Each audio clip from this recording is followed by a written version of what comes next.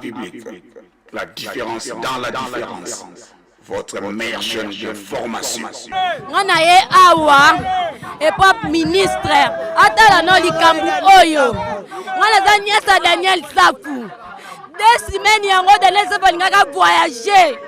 Akele kosomba biloko na ye pas fongola nini na ye. Et comme en aéroport bakangi ye. Bakangi ba moni mutuka moko ya pembe ye ko so 23h. Si les place va me mettre dans les à mon raté 2 semaines yango donc na aner azate donc na des mecs azate finalement bocheo wapi 2 semaines yango mukeba dans la prison jamais kabana dans la prison pour ni bozu safute bochela la prison biso famille to na kotala ye soki bo monika bo bomi ye bo pesa biso biso to kunda ye pour ni ko pesa biso 2 semaines to komela ko to matanga na ndaku po muto zo mona na te asali nini ayibi nini eloko nini ya yibi soka yibi eloko ta bo plibi yango bo mona safa yibaki asala ki bo lo beloko te tile na bameli Mbote bandiko balandi ya avidi public bandiko na ngai na pesi bido bambote mingi kaka problème mboka makambo zale koleka na mboka na biso République démocratique du Congo bandiko zale kosala pasi mingi boko mona na bilili mama moko ya prisonnière makambo oyo basali na prison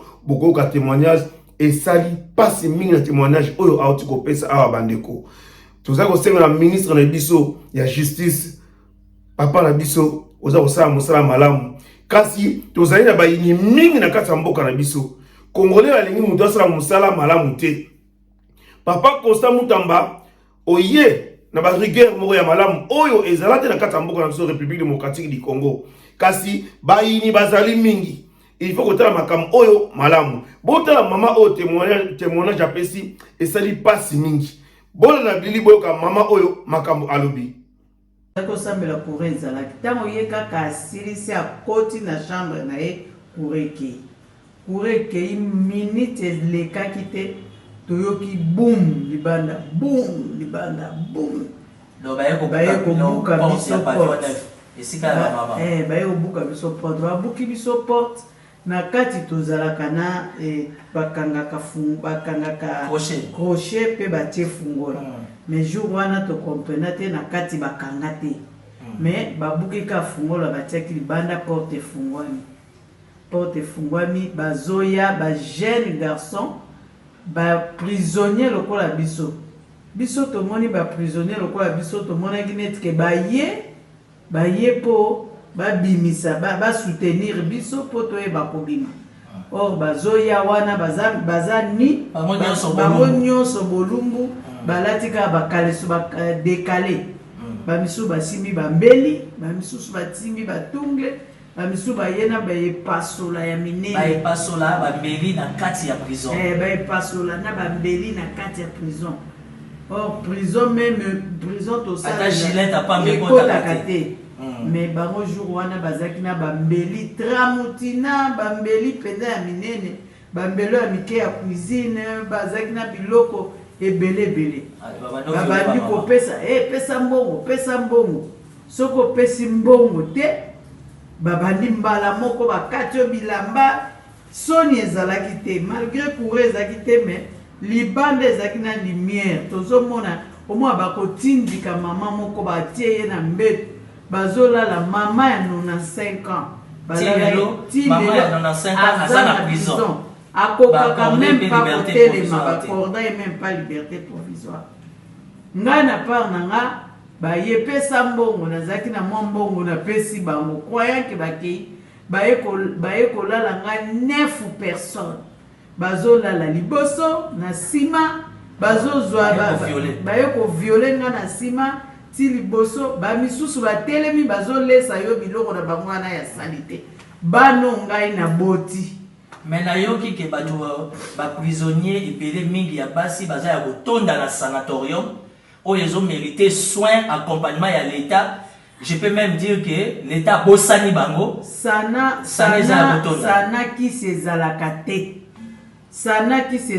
te ngai kutu soki place na vani ya na ngai ayaki na mbongo te asombeli nga baordonnance me na polaki sana qui s'ezalaka. Donc bato mingi ya prison ya basi ba violaki bazana sana. Mingi bazana sana neti mwana mwasi moko azaki na zemi à terme un 9 mois. Ba viola ye 9 personnes ba viola ye. Si les lois zana sana. Akenda na sana kaka pasi wana ya violence so ba viola ke wana ba memi mbangu na sana poche les yeux pasuka ki sur place akei na sana aboti ba benga ki na ba bi aboti. Mais il fonctionne à le gouverneur on a binoana il paraît dans le secrétariat rapidement parce que les vidéos ils attendent bon gouverneur on a biso nani ambaza na ba congélateur en Afrique na ba prison ateka kamapa ba sucré na kolia prison mutaza na ba congélateur na ye ateka kamapa ateka banani wana za gouverneur général ateka kamapa ateka ka ba sucré na ye ateka ka biloko belé na pavillon na biso 9 pe bateka bazala ba congélateur bateka ba jus ba gouverneur na ba secrétaire de ba gérarango. Pardon madame mais na viol nyon c'est ça qui na trouble ça qui gouverneur général il y a ba pavillon na ba gouverneur à chaque pavillon apparemment bazali attaqué. Non ba kangaki ba gouverneur nyon so ya ba pavillon nyon sauf gouverneur général air na obima na mona qui donc gouverneur général il faut ministre Constant Moutamba au nom de l'état de droit au nom de l'union sacrée pour l'image de notre Congo votre dossier est stoppé ce dossier nous à la booster cette femme qui parle elle est dans un état bola d'avoiter azama makola ko vimba tous la caméra je parle beaucoup de détails na misunanga elle a une pression il y a la structure des Nations Unies bah il y a un corps diplomatique faut ouvrir les bah il y a besoin à témoigner j'ai dit non tout régler on a nous en interne donc il y a plus de 200 femmes na pavillon 9 violées oh bah kana bango bah magistrat pour que bah yebi bah sambate bah za condamné le gouverneur général oh ya gérard bah gouverneur bah pavillon doit être interpellé il paraît qu'aza ceux qui na secrétaire aza rwandaise te wana secrétaire aza rwandaise wana ya pavillon 9 donc pavillon 9 gouverneur aza na mwana mwasi moko aza rwandaise akenda déjà demi Akenda déjà bah bon. Ok bref bon voilà c'était ça la vidéo et nous nous arrêtons là pour aujourd'hui à suivre l'image de la République. La force d'un État c'est quand on sait respecter les femmes, on sait considérer les femmes. Chef de l'État excellence monsieur le président de la République, il y a plus de 200 femmes na pavillon 9 na prison à Makala violées sans soutien, sans traitement. Bazo kufaka moko. Il a encore temps de sauver des vies. Merci. Mokonza Mboka Ndeko Félix Tshisekedi Tshilombo, le président de la République démocratique du Congo, bandeko Bill Gates oyo boyebi Bill Gates ba riche ya mokili oyo batu oyo bakambaka monde entier asenga ki bongo kuta na président Félix Tshisekedi Tshilombo to yebite nini alingaki asolo na président Félix Tshilombo katezali bongo poza likambo ya ba vaccin oyo balingi batindi na biso na Afrique bandeko mingi ya kolobezalite na commentaire na bino na se tolanda lolenge nini monsieur Tshisekedi Tshilombo akutanaki na papa Bill Gates bolanda.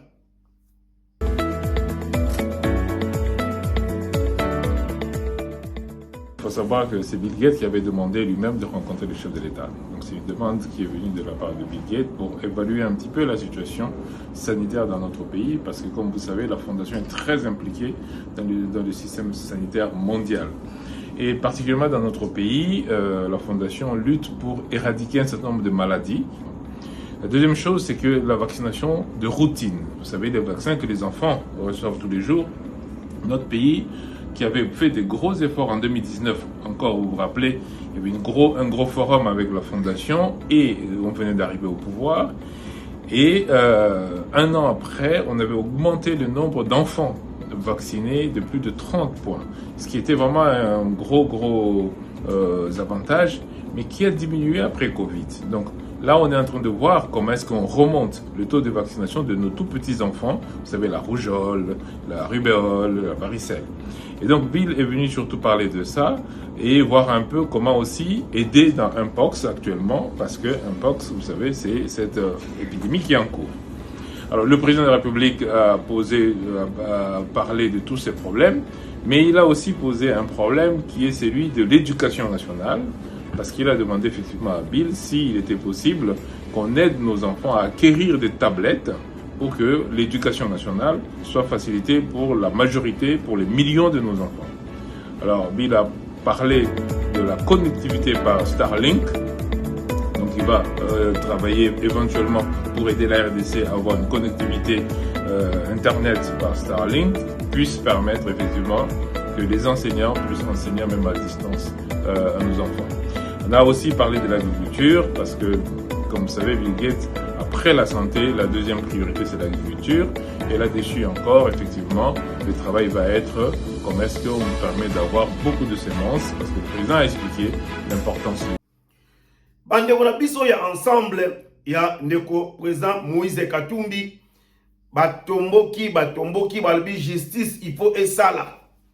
Balbi justice il faut sala pona makambasali Jakindala na prison basengi na ministre de la justice Constant Mutamba justice eko akosala. Pe basengi pe lisusu justice esala pona liwa ya ndeko Chéribin Okengi. Bandeko tokomi wapi bandeko Congo ezali kokende wapi mutu mikolo nyonso bono na image ndenge bandeko ya ensemble basiliki bazali koloba il faut justice esalama na mboka na Congo RDC pona affaire Jakindala pe na likambo ya liwa ya Chéribin Okengi tolanda bongo na ba image. Réclamons aussi justice pour l'honorable Chéribin Okende qui a été tué injustement. Vous savez comment les choses se sont passées, il a été invité, convié à la Cour constitutionnelle et malheureusement il a été retrouvé criblé de balles. Nous demandons justice pour Chéribin Okende, mais nous demandons aussi justice pour un cas choquant, celui de l'opposant politique Jakindala, qui s'est fait violer dans les geôles de l'ANER. Il s'est fait sodomiser. Un acte inacceptable dans ce pays qui se dit démocratique. Les opposants se font sodomiser aujourd'hui en République démocratique du Congo. En ce moment, nous posons la question. Cette Kikouni qui se trouve dans à l'ANER subit quel genre de supplice en ce moment? Ainsi, nous demandons à la République démocratique du Congo d'apporter justice. Et nous n'allons pas oublier aussi le jeune Jires Manzanza, militant de l'ESID, qui a été froidement abattu par la police congolaise. Et enfin, nous dénonçons les massacres qui ont eu lieu à la prison de Makala.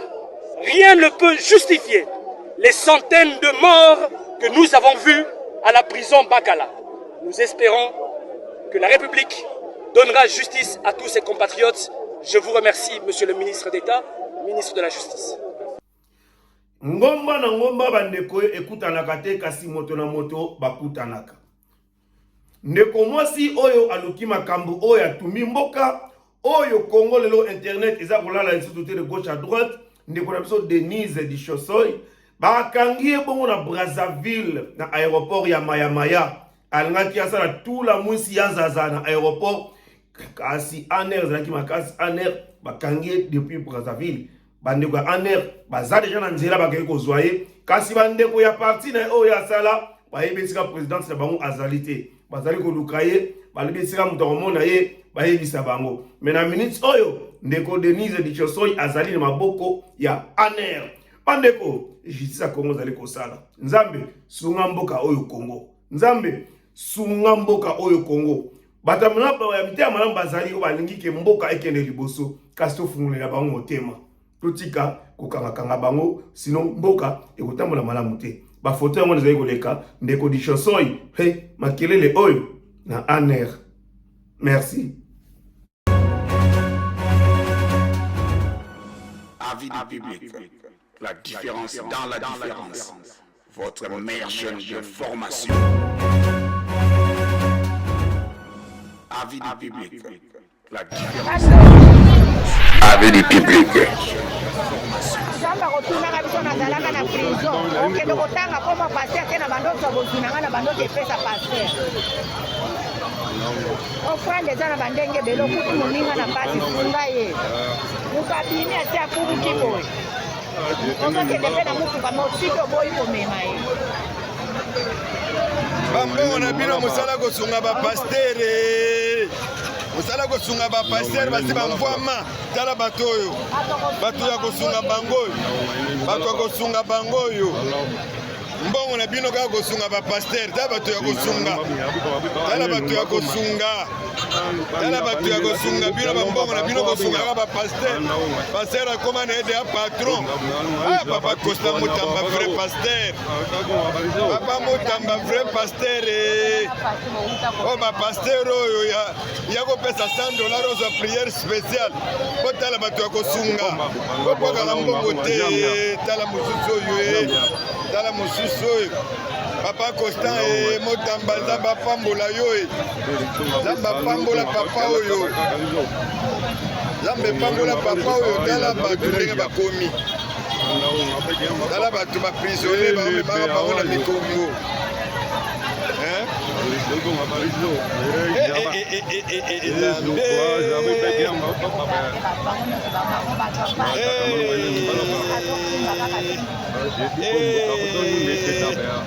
bambongo na bino bosungaka bapasteur bambongo na bino bopesaka bapasteur bapasteur boza wapi bofrande ya bato boya kosunga bato oyo bofrande oyo bozwaka na baeglize ya bandimi bofrande oyo bokosunga bapapo bato oyo te tala bato ndenge bakomi tala bato ndenge bakomi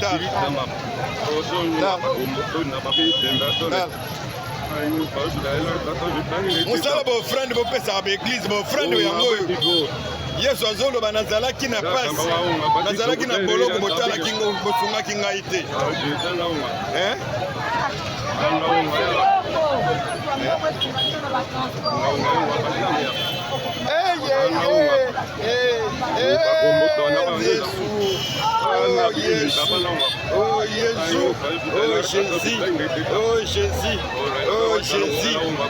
Jésus, Papa Mutamba, nzambe apambola yo, nzambe apambola yo, papa oyo, nzambe apambola yo, tala bato oyo bakangaka na baboloko ndenge bazali. Nzambe, Nzambe.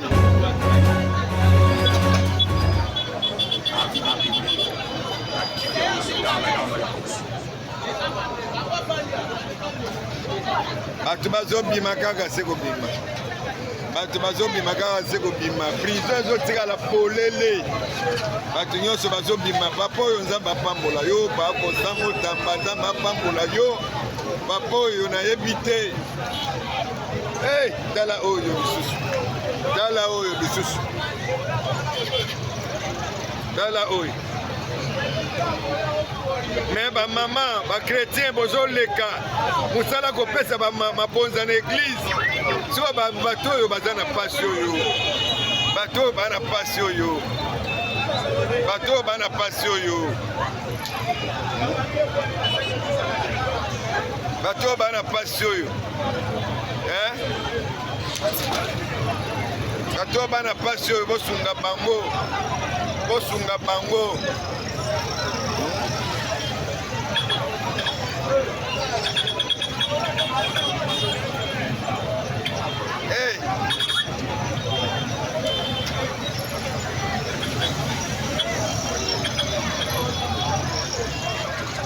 Prison bato nyonso Papa Mutamba.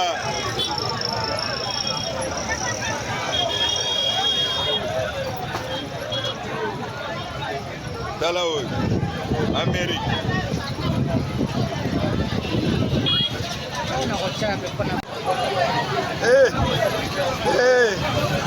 Yesu. Oh Yesu. Oh Yesu. Oh Yesu. Me bosunga bosunga. Oh Yesu. Oh Yesu. Oh Yesu. Nzambe azoloba nazalaki na prison osungaki ngai te. Bandimi ba chrétien wapi bino tala bato baza na pasi. Tala moto akomi deya mikuwa boyo. Boza wapi? Boza wapi? Boza wapi? Boza wapi?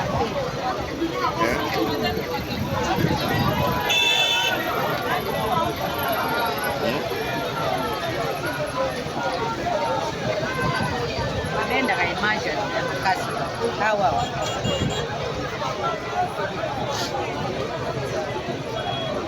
Tala papa ndenge azoya.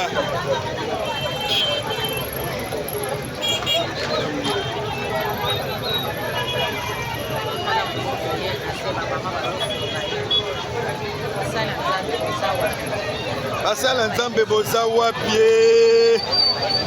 Basala nzambe boza wapi?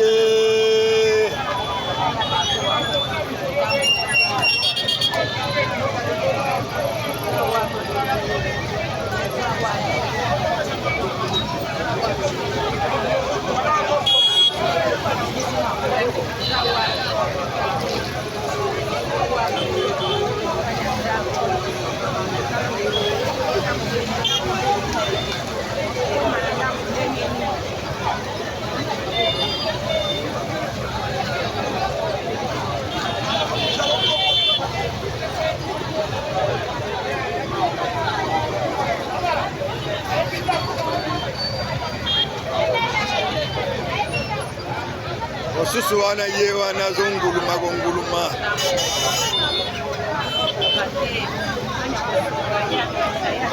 Tala papa mokolo yo. Oh Yesu Masia. Balola la papa wa mokolo.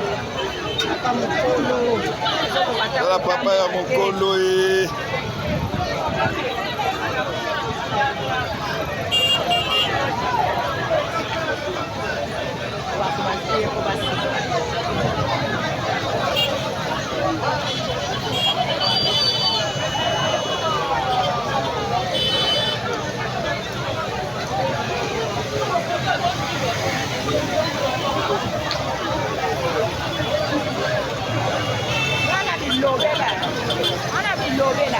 Avini.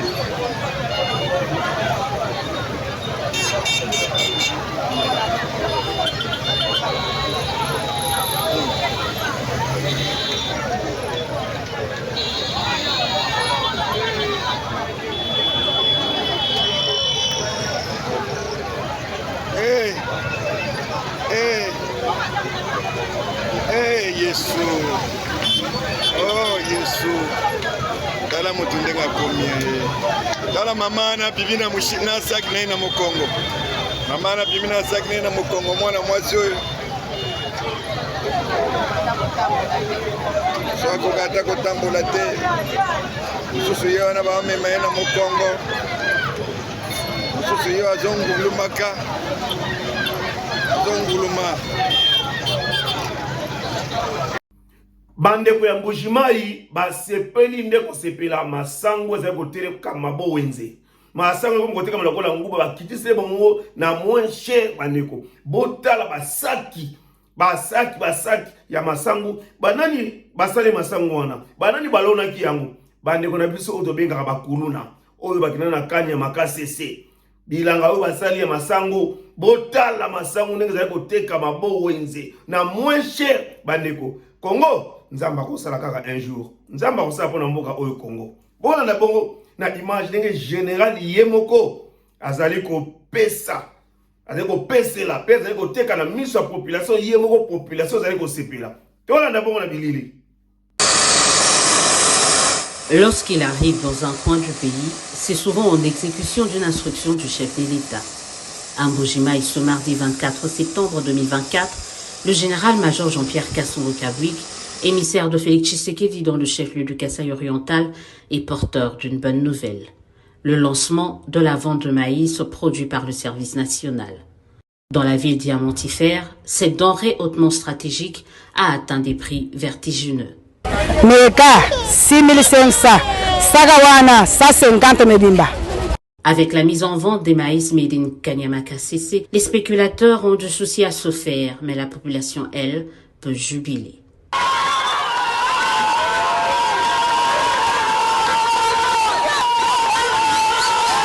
Tout mal shila butumi wala se mutu fulukate tubena mukongo wa kutuwekeshela matala watuja ko shima ya buji muju mwamba ni tuja to ambakashi merci beaucoup le service national merci beaucoup muju basumba sake ku 82 500 cher hein je suis moins cher muchi salucha bagwa jambele mushingo mukole mais comme état du marché 7000 mètres tu fais ça calculer bien ça pour moi 5000 5500 ça c'est moins cher merci beaucoup. Je suis très content du qu'on a mis pour un sac. Et je remercie beaucoup le chef de l'État qui songe vraiment à ce que sa population ne puisse pas vivre de l'insécurité alimentaire. Et je pense qu'il va encore faire plus d'avantages, nous les soutenons. Bon, au grand marché, le sac de 50 kg revient entre 200 000 et 220 000. 6 000 tonnes mises en vente dans 5 dépôts, c'est le double de l'année passée et comme si cela ne suffisait pas, une réserve stratégique existe, rassure le commandant du service national. Pour Jean-Pierre Casson-Okabouik, tout le mérite revient au chef de l'État et la revanche du sol sur le sous-sol voulu et prôné par lui est en marche. Vous voyez que c'est du concret. Dans le social, la population de Mbuji-Mayi doit dire merci au commandant suprême qui ne cesse de mettre de moyens importants au service national pour encore accroître la production. Tu vois, chaque année qui vient, on monte. L'année prochaine, ça sera peut-être le double de 6 000, de 7 000, 10 000, 11 000, 12 000 tonnes qu'on va mettre en vente en Mbuji-Mayi. Vous voyez, lorsqu'il disait que non, vraiment, il va faire la revanche du sol sur le sous-sol, des gens pensaient que c'était du n'importe quoi. Mais ici, en Mbuji-Mayi, les gens vivent ça.